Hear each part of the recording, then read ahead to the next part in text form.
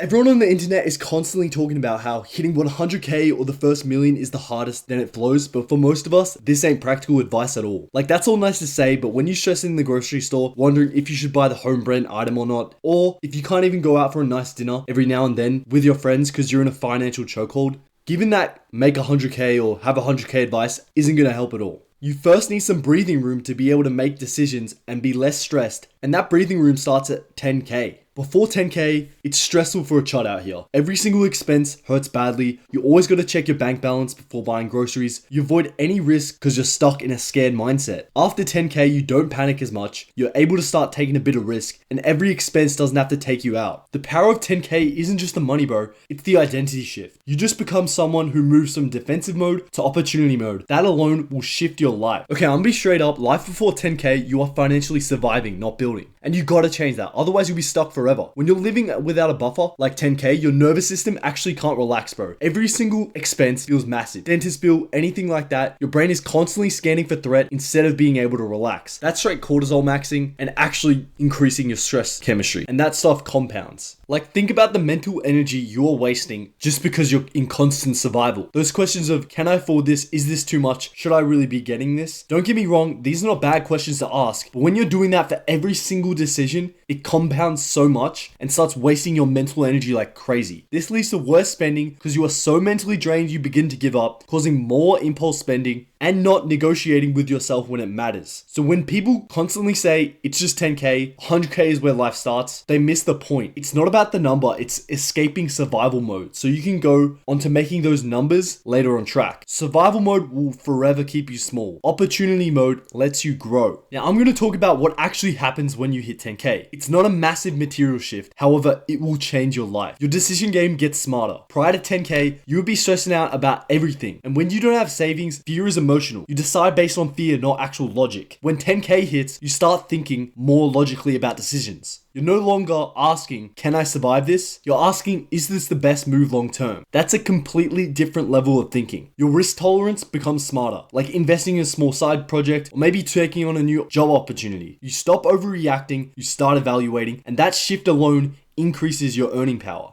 The second thing that occurs is that emergencies start to lose their power over you. That car repair stress, medical bill anxiety, that unexpected expense panic. After 10k, don't get me wrong, you ain't just splashing your cash like it's nothing. Look, it's gonna hurt, it's annoying. The emergency doesn't disappear, but the emotional spiral does. The third thing that I was talking about is the mental space. This might be the biggest one. When you're financially fragile, a part of your brain is always on alert. After 10k, the constant background noise you have of worrying about your money becomes more quiet and clearer, leading to better opportunities. It's a positive feedback loop. Better savings equals better confidence equals better decisions equals more income equals more savings. Look, I'm going to get into why most people never reach 10k. Now, the first reason is saving or cutting expenses is not for tomorrow, it's for now. Most people always like, I'm cutting back next month, or I'll lock in after Christmas, or whatever date. Savings needs to be permanent, built through a permanent shift. It's simple. People who never reach 10k are never flipping that switch in the moment, it's always in the future. The second reason, and one of the most important ones, is not respecting the small numbers. People think, oh, what's $25 a week even going to do for me? Or $50 or whatever the number may be. So they don't start. But if you stop that mindset and drop everything into the every dollar counts, suddenly you're inching closer and closer to that 10k amount. People who don't hit 10k underestimate that boring consistency. They wait for big jumps, big bonuses, big breakthroughs. But 10k is built on boring deposits. Unlike 100k or a mil, it doesn't require a huge shift. All you need to do is incite some discipline. Now, the third reason is that lifestyle inflation. This one is brutal, bro. Every time income increases, people have the need to rise their expenses with it too. A new job, it's an upgraded apartment. A pay rise is a new car. Side hustle money going straight to entertainment. So your savings are never building. You're just expanding your cost of living. You may feel richer by upgrading your material living standards momentarily, but you are still financially fragile. The fourth reason is confusing investing with stability.